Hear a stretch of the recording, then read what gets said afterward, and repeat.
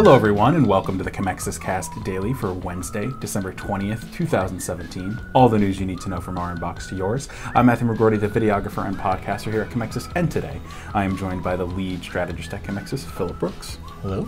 And the president of Commexis, Len Ward. Good afternoon. So our first story today, Google Chrome has officially announced when the ad blocking update to Google Chrome is going to be releasing, and it is releasing February 15th. Happy Valentine's Day. Happy Valentine's Day. So the ad blocking will occur in the browser based on some standards imposed by the Coalition for Better Ads. Some examples of what is going to be blocked: autoplay videos with automatic sound and prestitial countdown ads, which are the full page takeovers that activate before entering a site. And I'm really glad those are going to be gone because, my God, do I hate them. So for those of you, for ad publishers who are worried about something or something like that, beginning in January, the Coalition for Better Ads is going to be having a little standards certification that they'll have for you, so that way you can basically test to see if your ads are going to be a problem, though you can also just look at the guidelines and kind of tell what ads are going to be an issue. Yeah, the Google developers blog also posted that if your ads are on the site for more than 30 days and they retain a failing status, that they'll actually be removed. So wow. Yeah. So if you're not keeping up with this, it's going to be a mistake. So make sure that you're actually monitoring this stuff, because if your ads aren't meeting these these guidelines set by the Better Ads Experience program, you could potentially have them just disappear without you knowing that they're not being displayed anymore. Yeah. So I mean, what do we think about this? I mean, I think on one end it's good because it's to what I understand, it's the really annoying ads that actually nobody likes. But do you think that there's an issue with having a set of standards that maybe not everybody agrees on? Oh, I think the key is, I mean, at least the Better Ads Experience, the Coalition for Better Ads is ostensibly an independent body. If this were happening directly from Google with no real oversight or anything, I would be a little concerned about the competition implications of it. But the fact that it's coming from, at least as far as we know, an independent body, leads me to believe that at least the user experience is still the paramount reason why they're doing it. We all know, as people who spend our entire days on computers and in search and on Google pages, how disruptive these ad practices can be to the user experience. And Google's always said from day one that they're all about the user experience and improving that. So to me, this just follows that logic and train of thought. But again, as long as the intention is that it's unilateral across all platforms in Google, I think it's fine. I agree. Well, our next story for today is by Media Post's Aaron Barr, and it talks about influencer marketing and authenticity. So there's a study commissioned by Olapec and conducted by Site Research, which surveyed more than 4,000 customers in various markets around the world, and nearly 31% said that they have purchased a product or service based on a social influencer content.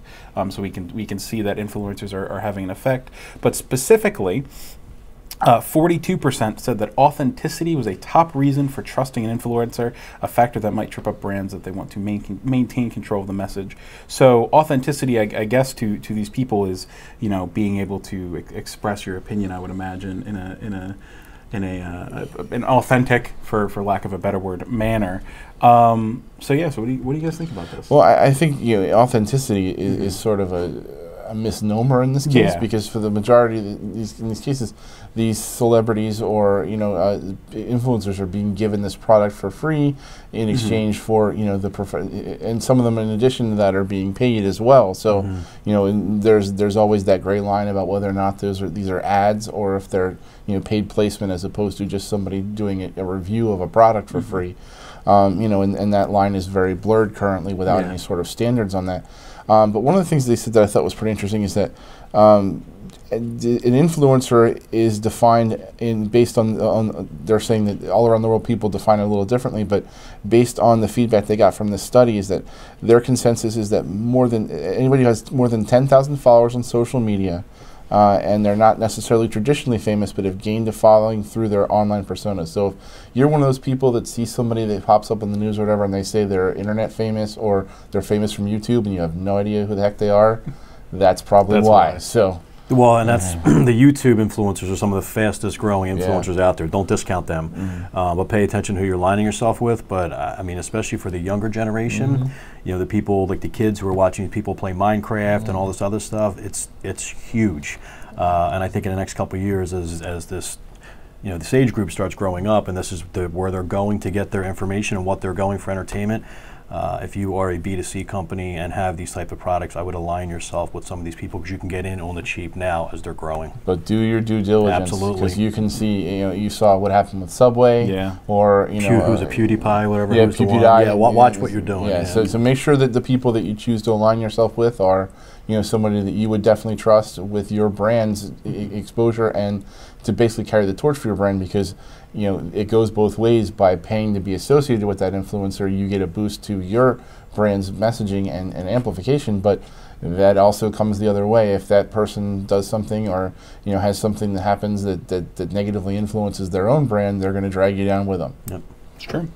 And for our final story, just a couple minutes left on here, eMarketer had a report that talked about the app install marketing spend for mobile apps was primarily focused on video. So about 61% of that ad spend was spent on video. 30% of that was directed towards full screen video, and 24% was spent towards social video, with about 7% for in-feed. And we'll have a chart that'll be hopefully showing up right now, but it'll also be in the blog post, so you can check out exactly what this spend was. And I mean, I think 61% is a very, very large portion. I was actually surprised at how much spend was going on. But at the same time, I mean, when we talk about mobile apps, I mean, that's just having a video in there seems to make sense to me. Yeah, I mean, I was actually surprised that the last state about on social was so small of that percentage. I would have thought that would have been larger. Yeah, me too. Yeah, that's a good point. Yeah, so there you go. Well, that's it for today's episode of the Commexis Cast Daily. Check us out tomorrow for more of the latest trending news. Have a great day.